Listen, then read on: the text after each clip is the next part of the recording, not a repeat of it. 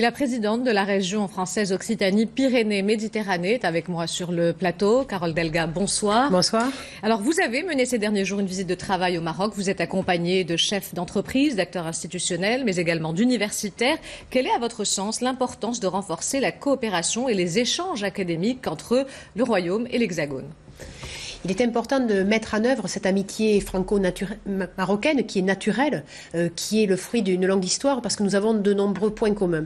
Et puis au niveau de la région Occitanie que je préside, nous avons une communauté marocaine de près de 200 000 ressortissants.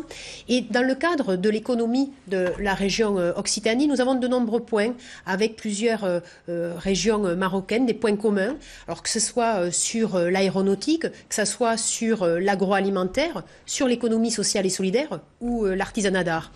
Donc à travers cette coopération entre la région Occitanie et le Maroc, nous pouvons en fait être dans du gagnant-gagnant.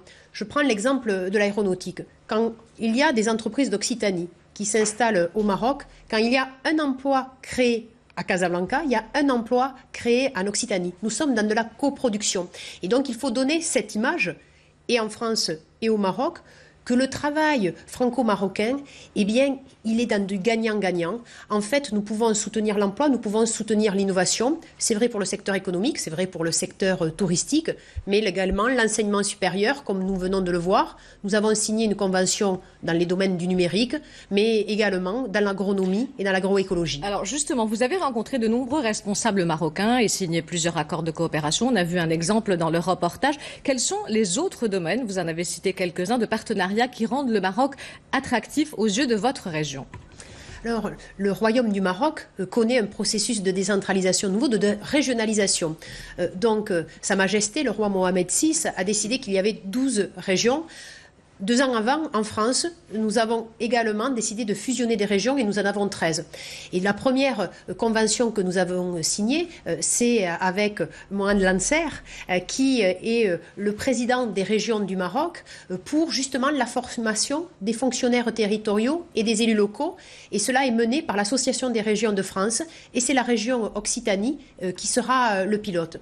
Nous avons également une coopération sur l'économie sociale et solidaire avec la région de l'Oriental et puis avec la région de Fès-Meknès et toujours avec le président Lancer, nous avons décidé que dans le domaine de l'agroécologie, de l'agroalimentaire, dans le domaine du tourisme, tout particulièrement sur l'aspect du patrimoine, eh bien, nous puissions avoir plus de coopération et puis également dans le cadre du numérique.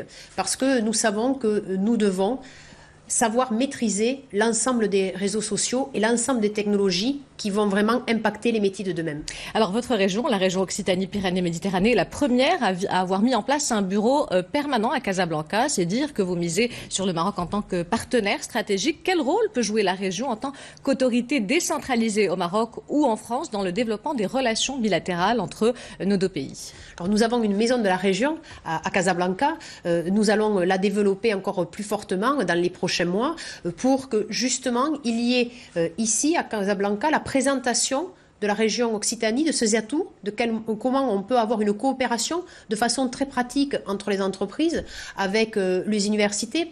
Et je pense qu'au XXIe siècle, nous sommes dans la République des territoires, c'est-à-dire que nous devons reconnaître le processus de régionalisation pour renforcer bien sûr l'État, que ce soit l'État français ou que ce soit le Royaume du Maroc, en ayant des politiques publiques qui soient adaptées aux réalités du terrain et qui puissent mettre vraiment en valeur les talents de chaque territoire. Donc nous avons une belle histoire à continuer à construire. Cet après-midi, je discutais avec Taher Benjaloun au téléphone et il me disait qu'en effet, nous devons de nouveau unir de façon forte notre destin et la région Occitanie, elle sera pilote dans cette amitié franco-marocaine à travers aussi la culture. J'en ai discuté avec le conseiller de Sa Majesté Mohamed VI, André Azoulay, parce qu'à travers la culture, nous savons mettre en œuvre les valeurs de l'humanisme, de l'échange, qui sont des valeurs des cultures marocaines et françaises. Carole Delga, je rappelle que vous êtes la présidente de la région Occitanie-Pyrénées-Méditerranée. Merci d'avoir